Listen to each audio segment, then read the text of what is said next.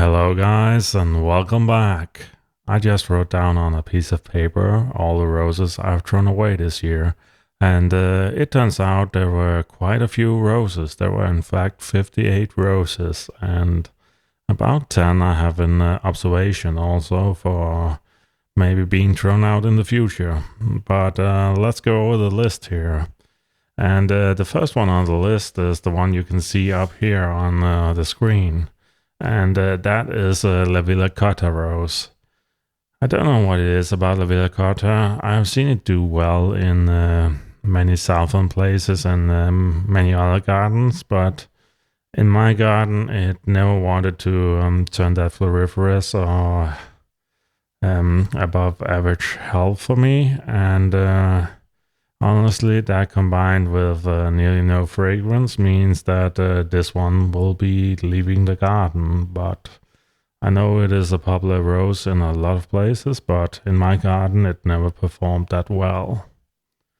So the next one is a bit of a controversial one, but I'm pretty sure in my choice, and that is the Golden Celebration Rose by Austin. You see, for the past 3 years, I have been making excuses for this rose. It has gotten older and older, and each year it just didn't want to perform or bloom well for me, and it also tended to get a bit of black spot.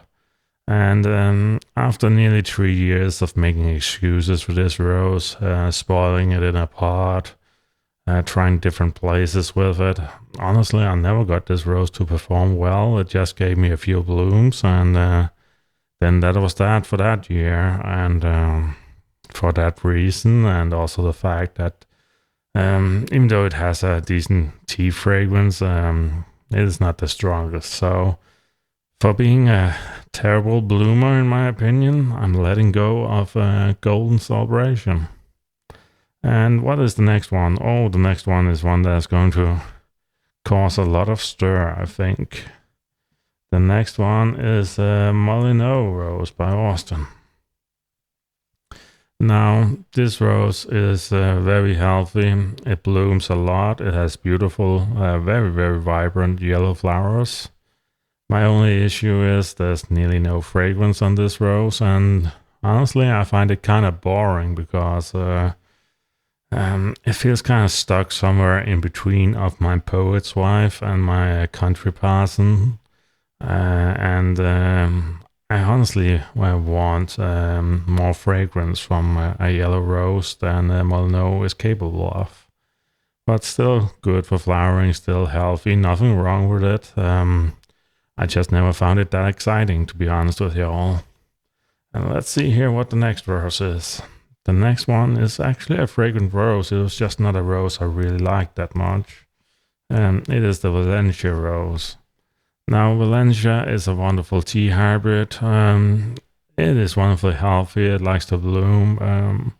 My main issue is that I really don't like these roses where they're very, very heavy on what I often call the ashtray scent.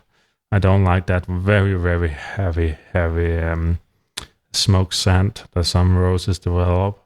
And even though this one was beautiful and it was scented, it just wasn't one for me on fragrance, to be honest, and that's why it is leaving the garden. And next up we have another really good rose. It is Sophie Louise rose. Now, Sophie Louise actually does have a very decent fragrance. It is very healthy, very pretty. Honestly, I made the decision to keep Soul over Sophie Louise, and yeah, I still stand behind that choice, but I also really liked Sophie Louise. But honestly, neither Sophie Louise or Marietta or Soul felt that perfect for me. And I knew from the start I was only going to keep one of them, and that was Soul Rose for me. And of course, the next one, we might as well get out of the way. That is the Marietta Rose. Now, Marietta is also wonderfully healthy and wonderful floriferous. It just doesn't have no scent at all compared to Sophie Louise and the Soul. Soul being the most fragrant of the three. Now, the next one is another one I've kind of grown bored of, and it is the Grace Rose from Austin. Don't get me wrong, Grace is a wonderful rose, wonderful healthy, wants to bloom a lot. It is wonderful in a pot, nothing wrong with it.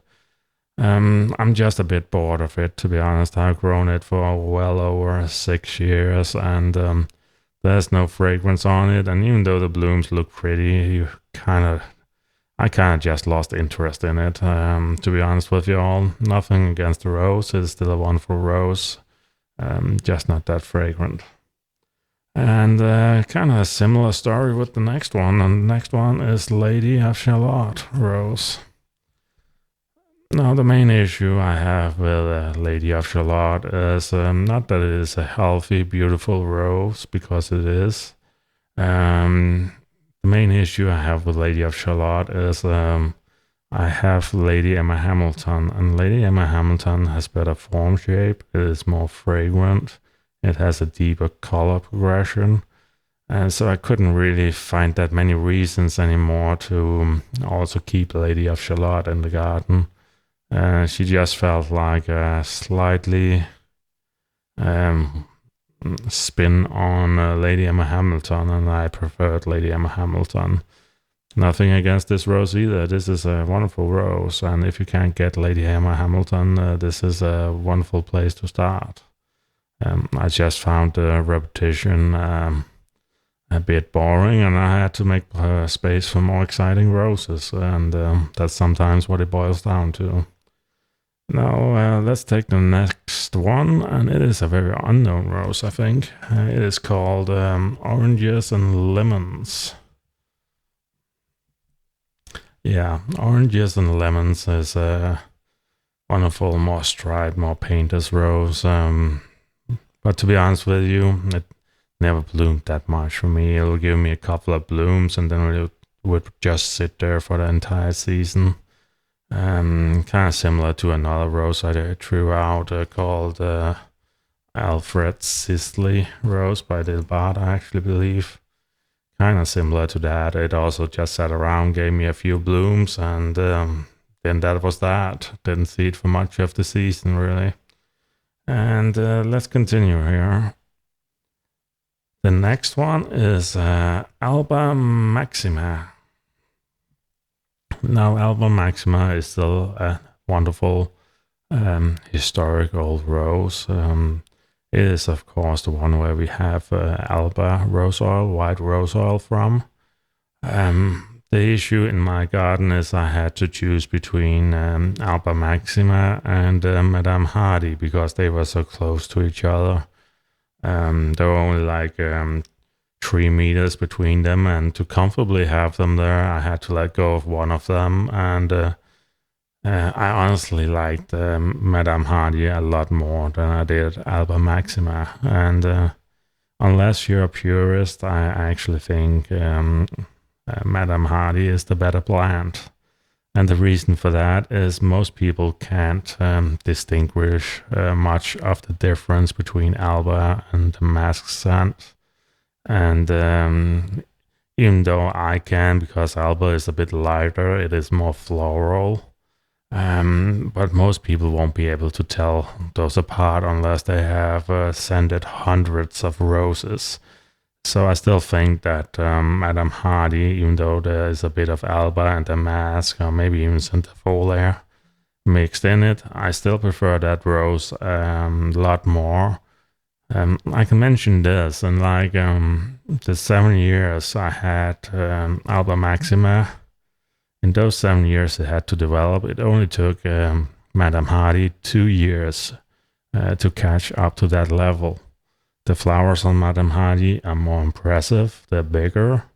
It still has the silver foliage, and honestly, in every way, Madame Hardy just felt like a stronger scented, more floriferous rose that wanted to really prove itself with vigor. And the only downside to switching was a bit of the thorns were a bit more pronounced on Madame Hardy.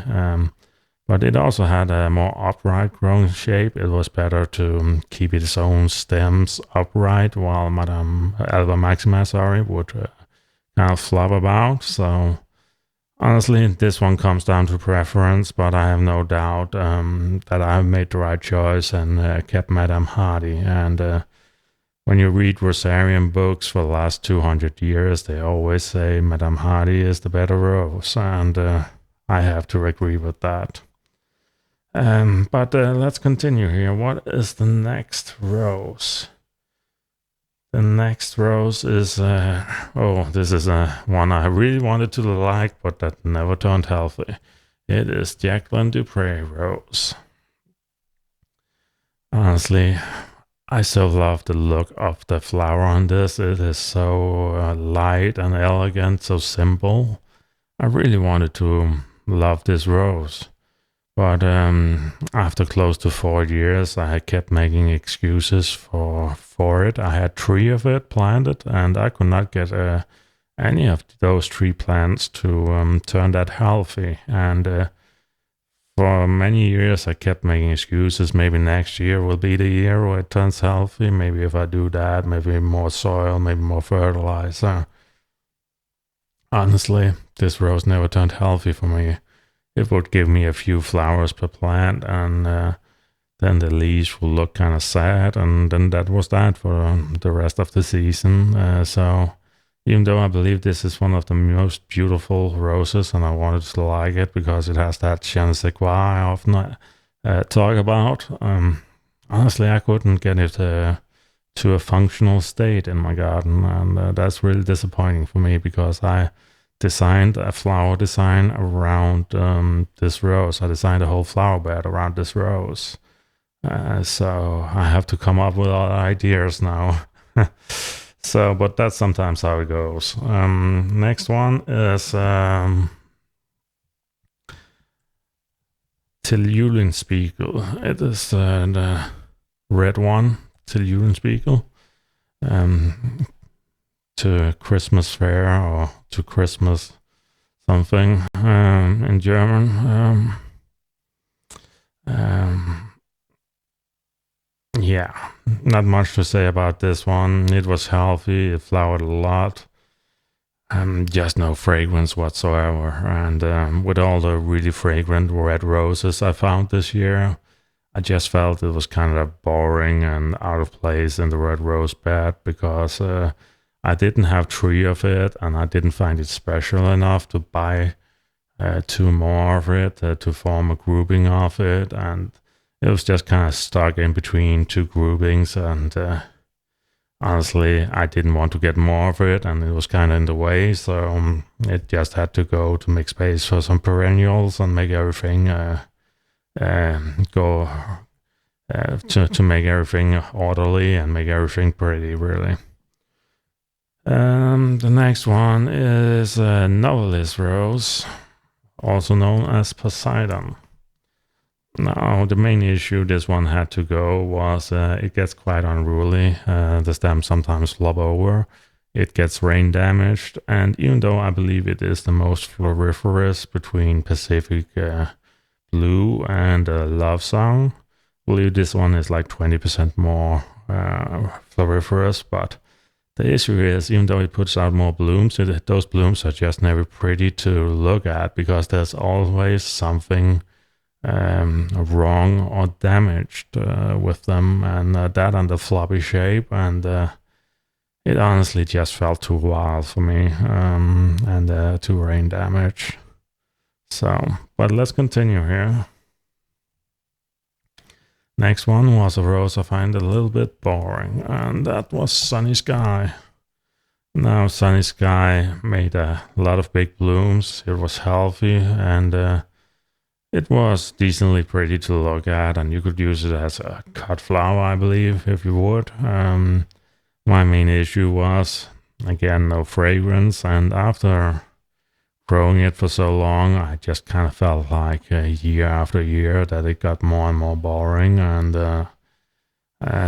really, the issue is not Sunny Sky. The issue is I have so many really wonderful fragrant roses now that I could plant in a spot that is taken up by Sunny Sky. So it feels like Sunny Sky is just a normal rose, and I need to make space for some extraordinary roses, and that's sometimes what it comes down to now. When I planted roses when I just started out, I just tried a little bit of everything, and Sunny Sky was one of those I tried, and sometimes you just have to admit to yourself you've come a long way and let go of some of the old ones. That is Sunny Sky and a few others for me. Now the next one is one I didn't like the form factor of. It was the Sahara Rose. And it is not the one in this picture here. It is, let's see here if I can get it up. I believe it was Tantau. Yeah, that was better. Now the issue with Sahara Rose is the rose can get far too tall, like 1.5 to 2 meters tall. And honestly, having that flopping about in your garden when you believe you're buying something that is only 60 to 80 centimeters tall, it was an unruly plant. I didn't really thought I could design anything with. You nearly had to keep it as a climber or something to make it work, or as a short obelisk. Maybe I would have done that if it was fragrant, but with no fragrance either, and the flowering being kind of limited, it only had the color play, and I didn't think the color play was enough to really carry the rose. So let's continue to the next one. And these are actually fragrant roses. It is the Parole Rose and the Sweet Parole Rose. Now the Parole Rose does have a very strong fragrance, and it does have a decently big, beautiful flower. The main issue for me was the flowers on it has this tendency where the lower petals kind of go in all weird directions. And another problem I had was, even though it had a very decent raspberry scent, the raspberry scent was thrown together with some other scents like this tobacco scent. And honestly, no one, in my opinion, likes the fragrance of raspberry and tobacco put in a blender and someone press start. And that's kind of what Parole and the sister plant I also got rid of, called Sweet Parole, the pink one, kind of did for me. They were exactly the same plant, just a different color, same fragrance, same issue with the rose petal at the bottom sticking out in all weird directions. Decently big flower, just didn't like the fragrance and didn't really feel that it was special enough for me to continue using space on it. That said, it is still a good rose. It is just not an extraordinary rose in my opinion. And let's see what the next one was here. And the next one was another Austin rose. It was the Caroline Night rose. Yeah, Caroline Night is descended from the Summer Song Rose, and the Summer Song Rose has always been decently fragrant, but also kind of unhealthy. And I feel like that trait kind of, even though it's not as bad in Caroline Night, it gets kind of lanky, it gets kind of tall, it gets a bit of a black spot. You often end up with these very beautiful flowers just at the end of the long stems, and I didn't like the form factor of it, to be really honest with you. And it is like another rose I threw out. This is a bonus one I forgot about, but I remember now. It was the Judi Dench, Dame Judi Dench rose. What I didn't like about this was the long canes without much leafing going on. Very, very long horizontal canes. So I believe I threw this one out also. I just forgot to write it down. So we had 59 roses now. Maybe I'll make it to 60 before this is over. Yeah, what was the next one? Oh, it is one you hear a lot about, actually. It is Leonardo da Vinci rose. Yeah. What can I say about this rose? I grew it for well over, probably over 12 years, actually. It is very floriferous. It is very healthy. there's just no fragrance at all. It tends to bloom in flushes, then be completely green, then give you another flush. Tends to give you like 3 of those flushes, and then that is that. But it gets absolutely covered in blooms during those flushes. Honestly, this was one of those that just kind of felt kind of dead to me because of no fragrance, and maybe also because I've been growing it for well over a decade. I grew kind of bored of how, in my opinion, the flowers could look a little bit mechanical. In my opinion, it doesn't have that fluffy, romantic look of something like Olivia Austin, for example, which I still grow after all this time. So nothing wrong with Leonardo da Vinci. I just grew a bit tired of that one. And next up we have Memoir Rose. Now, Memoir Rose was a very pretty rose, and it was also fragrant. But while Annapurna, Margaret Merrill, and Royal Copenhagen, Pierre Daddy, and a lot of these other white ones I have gives me a very pure fragrance, this one has a bad habit of mixing in a lot of tea, a lot of tobacco, and a lot of other scents. So even though it is a beautiful bloom, it gets kind of muddied in the scent, and it is also not best always on health, but I absolutely believe it to be a very beautiful rose, and there's nothing wrong with it. It was just that sometimes I have to make space for 3 roses, and if I find a variety that is exceptionally good, I rather get rid of 3 more medium good roses, to be honest with you. So let's continue here. And the next one is another one I've been growing for a while. It is the Heidi Klum rose. Heidi Klum is nearly a dwarf rose. It actually has a decently strong fragrance. But the main issue I had with it was not that vigorous. It never wanted to turn healthy. I kept making excuses for it, and after 4 to 5 years of just making excuses, I kind of had enough, kind of with like Golden Celebration, really. So this one will be leaving my garden. And next up we have Stephen's Big Purple. And yeah, not much to say about that one. It didn't give me as many blooms as some of the other purples. The fragrance wasn't always that strong, and if it gave me fragrance, it was often kind of similar to Blackberry Nib, but Blackberry Nib bloomed a lot more, so yeah, nothing more to say about that one, really. And what was the next one? It was Easy Does It. Easy Does It.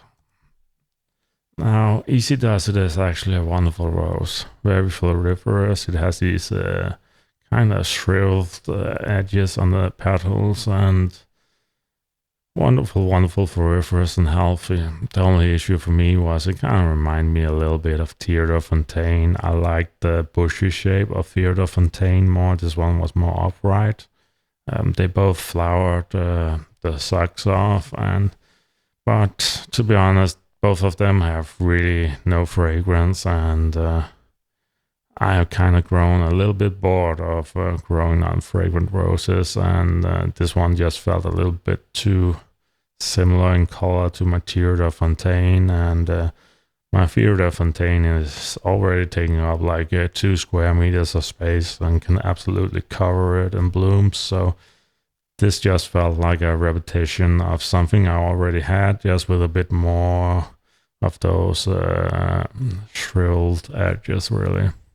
So nothing wrong with it. It is still a very good rose if you don't have Theodore Fontaine, and certainly a very healthy rose also.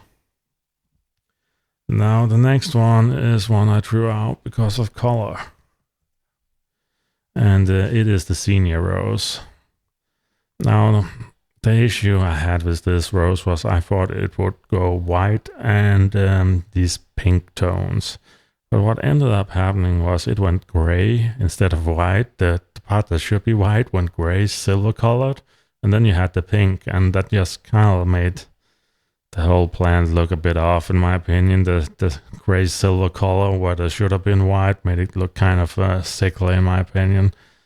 So my personal preference, I threw that one out, but it was healthy and it was very floriferous. I just didn't like the silver gray color. Well, instead, I thought the flowers were white, to be honest with you.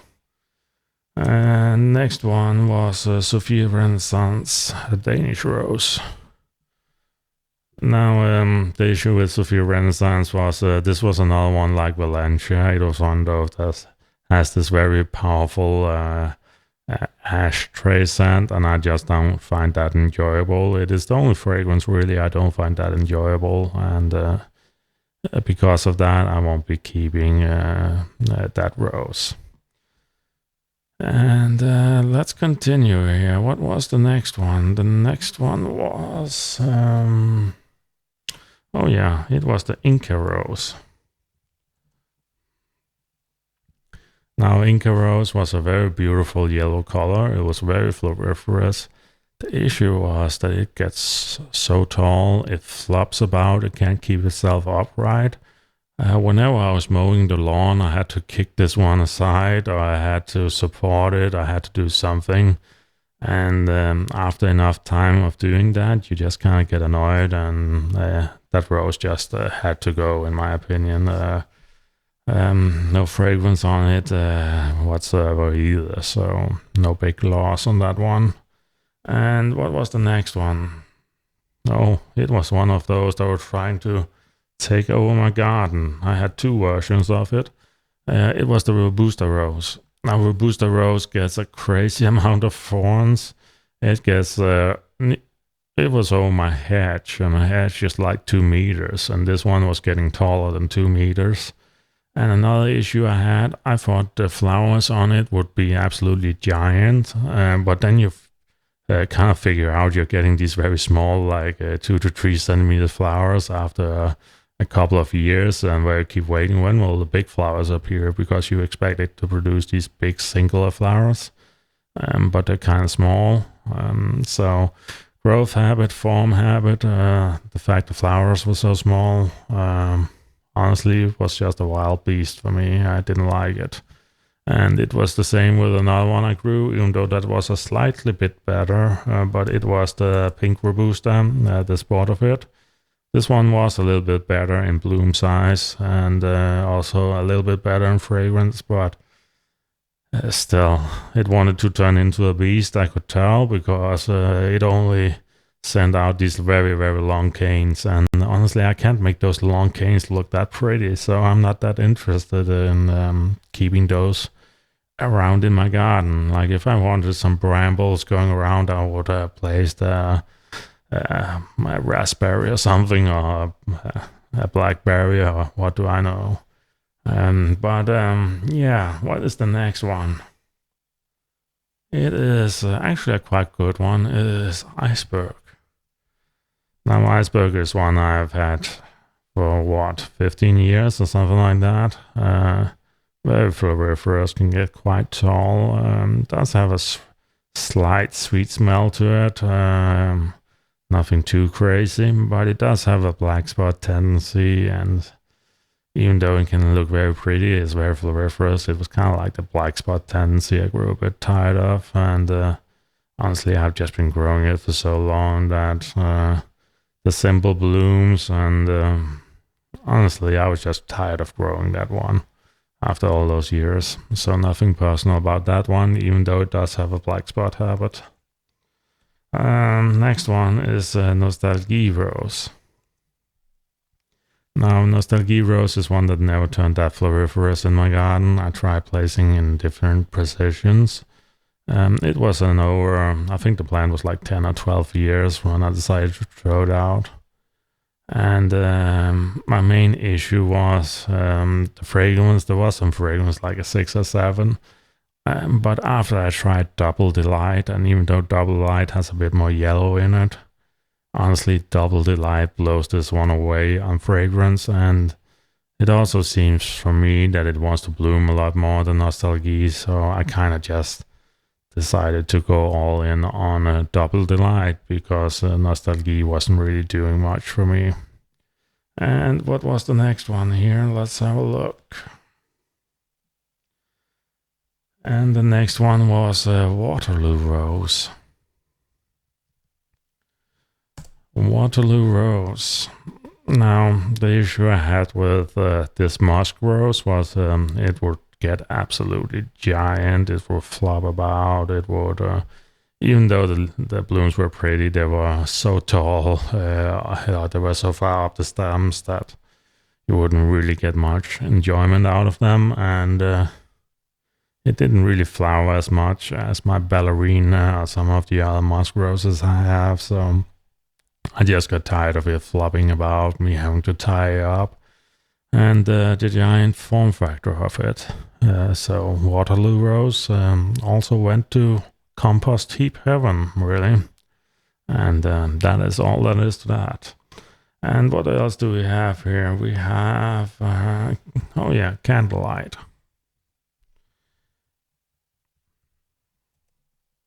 Candlelight is another one of those roses from Tantau that gets absolutely massive blooms, and they can be quite impressive, but when you get close to them, there's no fragrance whatsoever, nearly. And after many years of growing it, I just got a bit tired of it, and I need the space for something else. It is still one for healthy, gives you about 2 flushes of these very large blooms, and then you don't really see much for the rest of the year.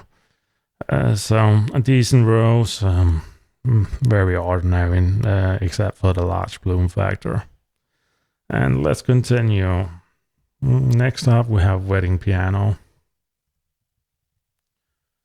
I know a lot of people really like this rose, and the first years, or the first few years of growing it is not too bad, but when it gets to around year 8 to 12, it starts getting really big, and it can also really break in the wind because the stems get kind of long. It can easily go to 120 centimeters, if not 150. It likes to bloom, wonderfully healthy. It can get a bit of a slight aniseed scent if you have a lot of warm weather, but it is very slight, like a 5 out of 10. Honestly, it just never did much for me. I grew this one on Red Piano, and Red Piano I threw out further back than this one, and I'm throwing this one out now too. Very romantic looking, just not that fragrant, and after a few huge flushes, they kind of go dormant, in my opinion. So let's continue. And what was the next one? It was it was one of the bigger ones.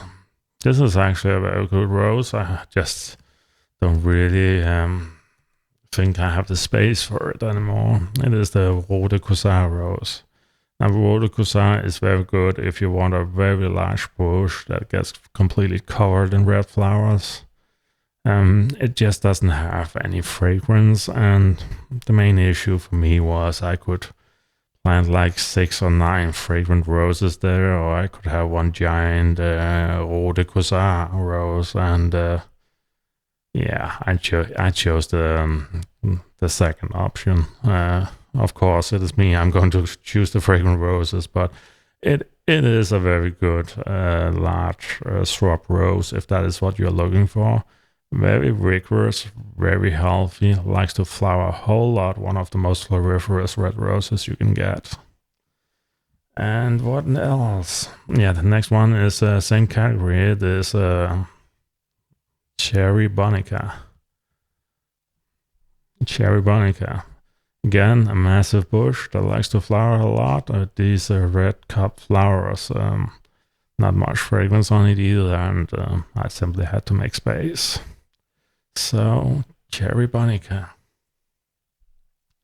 And the next one is an old variety. It is Monday Rose. Now, Monday Rose I've had for, I think, like a decade also.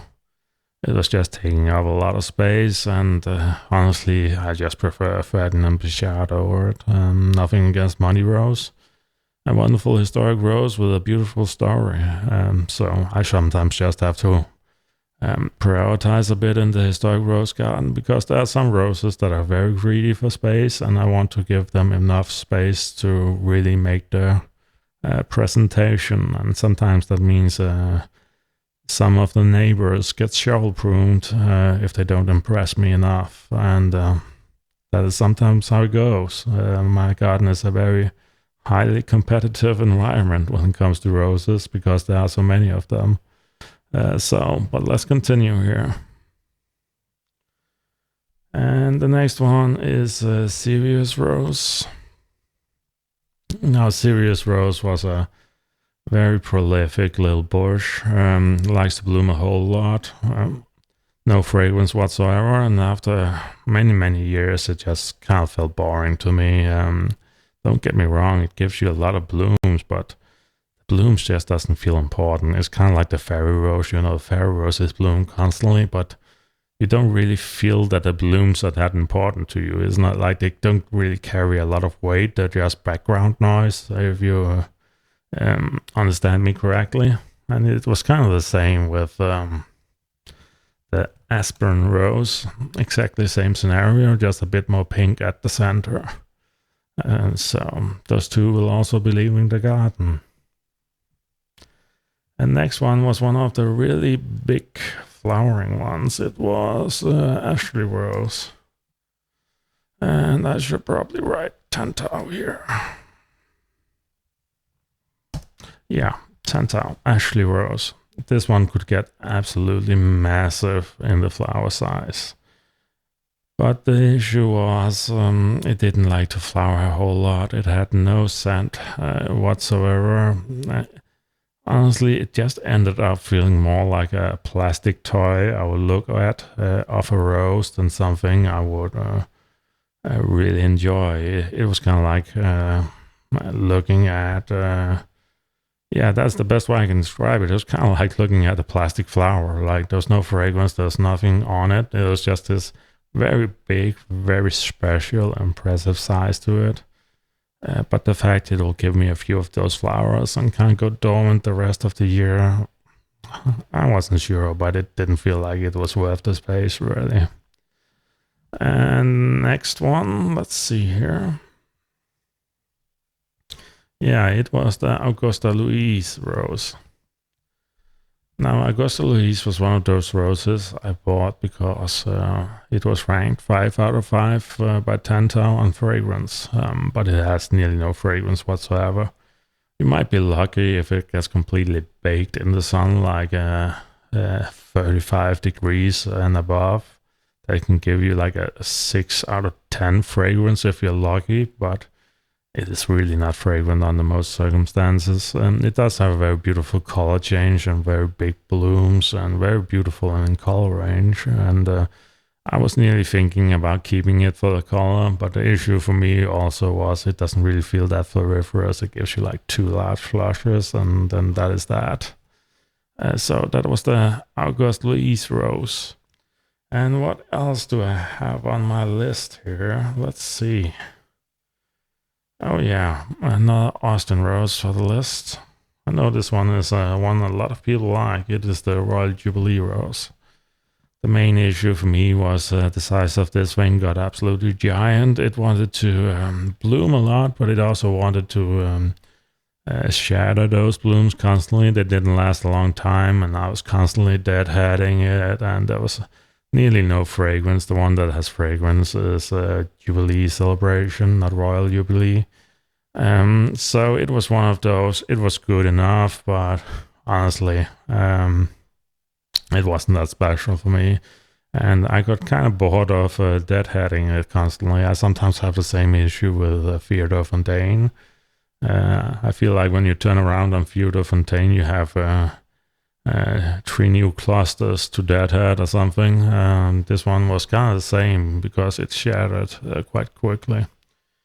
And the next one is, this is a nightmare. One of the few roses I have never grown to like, but I really wanted to.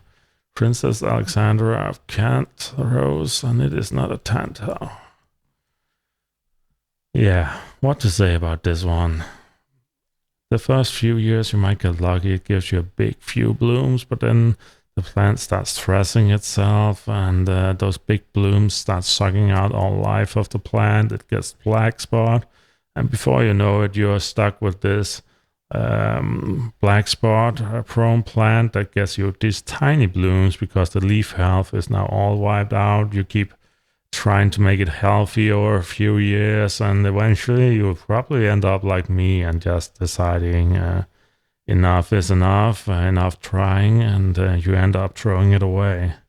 I'm very sad to say, because those big blooms are fragrant and they are impressive. It's just the fact that the rose stresses itself out, the leaf health is not that good, and you often end up with an unhealthy plant that doesn't like to flower a lot, and that is my issue, and why Princess Alexandra of Kent will be leaving the garden soon. Well, actually, she already has. Next one is Jasmina Rose. Jasmina Rose is probably no surprise. Mine was completely covered in rust this year, but I can maybe look past that because it was a very rough year on it. And what I really do hate about Jasmina, though, is it tends to bloom in 2 large flushes, and for the rest of the year you're just looking at green leaves.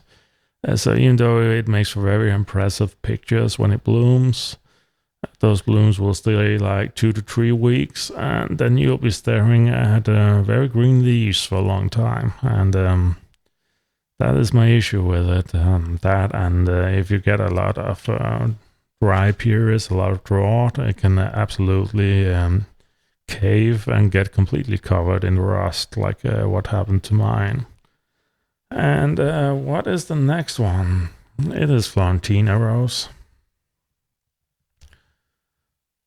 Now, my main issue with Florentina Rose is I thought this rose, because it is non-fragrant and is supposed to be very healthy, I also thought that it would flower a lot.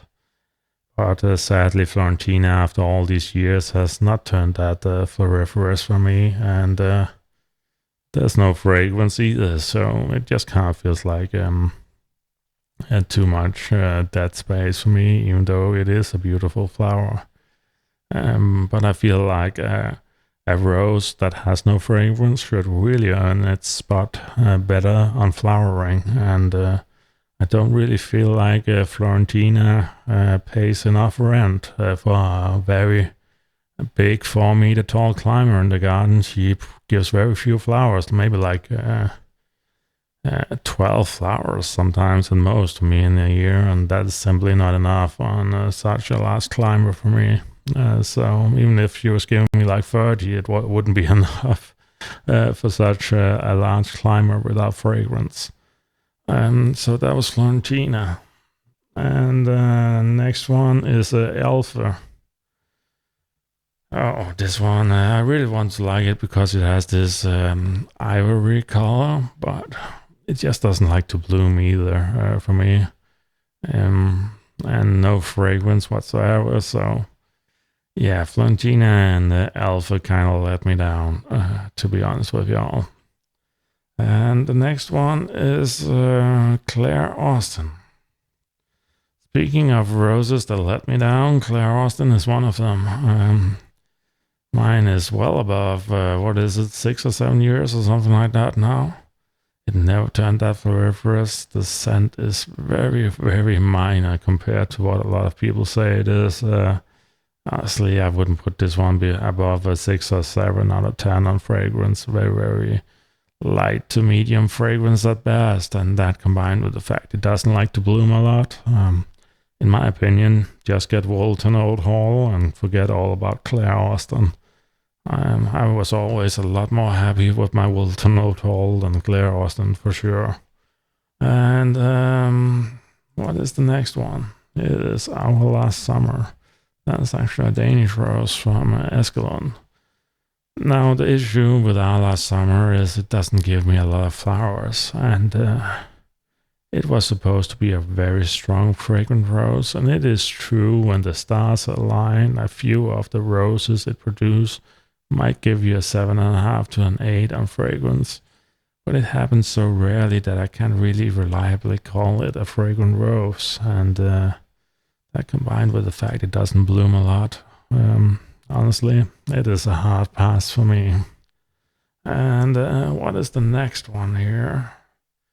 The next one is another rose called Gitte Nørby, another Danish rose. Yeah, this one was also supposed to be very strongly fragrant, but it only ended up giving me around those 6 or 7 on fragrance. Then to give you 2 large flushes, and then that is that. And the rose kind of looks kind of boring the rest of the year. So this one is also a hard pass for me. I really wish it was like Mom in a Million. If there was that, I would have kept it for sure. But sadly, no. Next one is another Danish rose, and this time a Paulson. It is the José Carreras rose. Honestly, this one was another one of those extremely fragrant ashtrays, as I usually call it. Very, very ashtray scent on this one. Not always the best on healthy. They gave me a few flowers, and those were ashtrays, and then I kind of just gave up on it, to be completely honest. And the next one was Polarstern. Kind of the same scenario, except this one was a whole lot less fragrant. And what was the next one? It was a Claus Dalby rose. Now, Claus Dalby rose was a very pretty rose, and it was also decently healthy. It just never had that really strong fragrance I was looking for. And that combined with the fact I have a lot of very fragrant white varieties now, this one just kind of felt like it was stuck in between places, and it just had to go. As I usually say, I sometimes throw out varieties because I like making these groups of 3 or 5, putting perennials in between, and sometimes a rose can just be in the way for the perennials or for things to work out in the flower bed design. So let's continue here. Oh, the next one was a huge disappointment. I probably never had my nose as much in a rose as I have had with Cafe Facette rose. I kept looking for that strong citrus fragrance, and I have had my nose in that rose for like 2 years, and I have not even gotten a slight hint of citrus on it. And I don't know what happened. Maybe if I rub my Delish or I rub my Princess Alexandra up against it, maybe a strong citrus scent will happen. But for now, I have no idea how this was ever considered a very fragrant rose. Maybe something went wrong when it was propagated around the world. I don't know. But for now, I'll have to say this is not a very fragrant rose. That said, it has a very pretty color, and it is also very decently healthy. So it's not a bad rose in any stretch of the imagination. Just don't get it for fragrance like I did. So, in my opinion, this one is a hard skip for me, and it is leaving the garden. And next up is Winter Sun, and this is exactly the same scenario as Candlelight and Sunny Sky. Big, beautiful blooms, just a slight wider color. Honestly, the fragrance wasn't there, still decently healthy. It is one of those normal, ordinary, good enough roses that I have just grown a little bit bored of, because those 2 big flushes with big blooms simply isn't enough to pay rent here anymore. Because, well, I demand a bit more fragrance. I demand 3 to 4 flushes with a very good health. And yeah, these are just more towards the ordinary side. And next up, we have Maria Freila, a Phenogenea rose. Now, this one kind of just disappointed me on fragrance, and it ended up looking like every other pink rose, really. So Honestly, it was the fact that it failed on fragrance, and I don't have a spot for it, and I don't want it in the spot where it is, because that spot is close to a walkway, and I want something fragrant and very scented as I'm walking past that pavement. Yeah, this one is one that'll have to go. I sadly don't have space to keep all these more ordinary roses anymore, even though I wish I had sometimes. Henry Martin. Oh, Henry Martin turned into such a huge beast in my garden. It was the one I was always saying I think it would invade a neighboring country or my neighbor if I left for a week or two. Very, very massive bush. It is very floriferous, very healthy, but it is armed to the teeth like barbed wire, and it will absolutely grow anywhere you let it. And in my opinion, that means it also doesn't belong as much in a normal-sized garden. And that is why I had to wave goodbye to mine. Decently good fragrance on it, though, and it is a moss rose, so it does give you that. And what is the next one? It is Ashram Rose. Now, Ashram Rose does have a little special thing going for it. It has that orange towards a more pink, light pink color transition, but no fragrance, very few flushes, decently healthy. Honestly, it is in the same situation as a lot of others. It is a normal, good rose. It is just a bit too ordinary, doesn't pay enough rent, really. So let's continue here. And the next one is Great Western. Great Western was one of those that got really hit by disease and was spreading that disease around. And it is one historic rose I wouldn't recommend people growing, in my opinion. And it was also a very big rose. Let's continue. Rosa hugonis, the historic Father Hugo rose. Now, apart from this being the first flowering rose in the world, it is a bit of a waste of space, in my opinion. It is one of those small curiosities you can have if you have a giant farm stead or giant... if you don't like space, if you have hectares upon hectares of land, you can stick this one in there, but it will only bloom once, and it has these simple kind of buttercup flowers. It does actually have a decently good fragrance, kind of like a buttercup actually.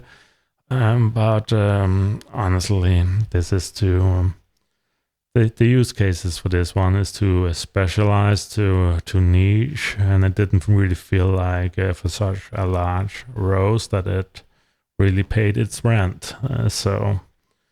And let's continue here. The next one is actually a very good rose. It is the Fearlise rose.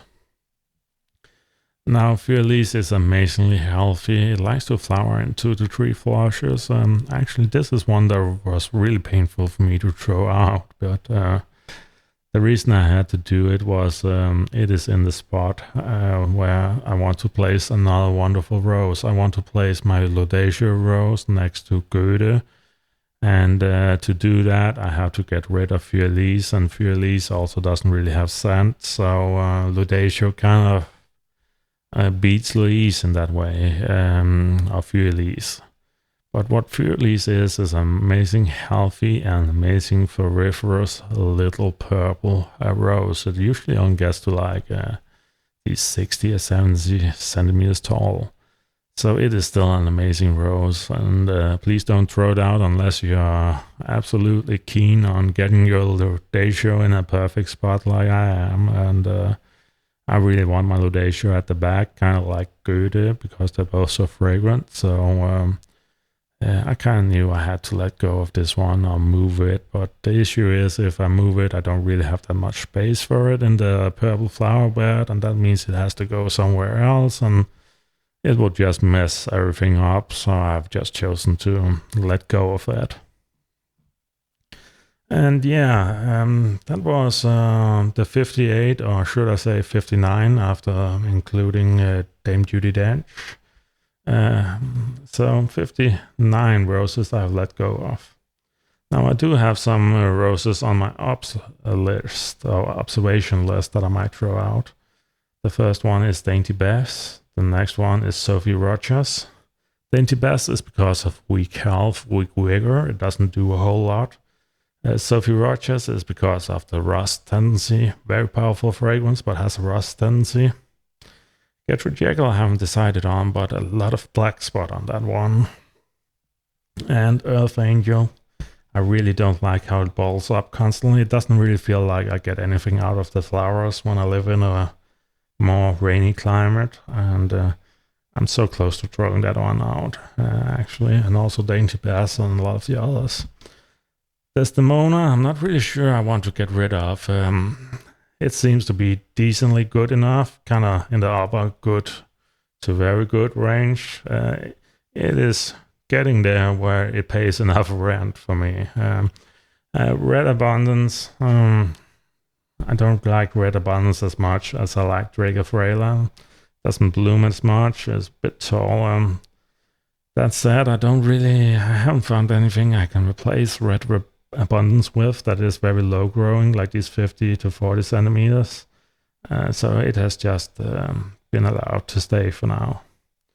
And then you have Bring Me Sunshine. Oh, that one is a trouble child for me because one of them right now is above my garden hedge, and my garden hedge is 2 meters. So one of my Bring Me Sunshine roses is over 2 meters tall now, and it does have a decent fragrance, but honestly, that form factor makes me want to throw it out because I can only use it in an obelisk or something, but when you have like 5 of them, I don't know, maybe I'll make one big obelisk of Bring Sunshine, but for sure don't try to use that one as a bush rose because it is way too big.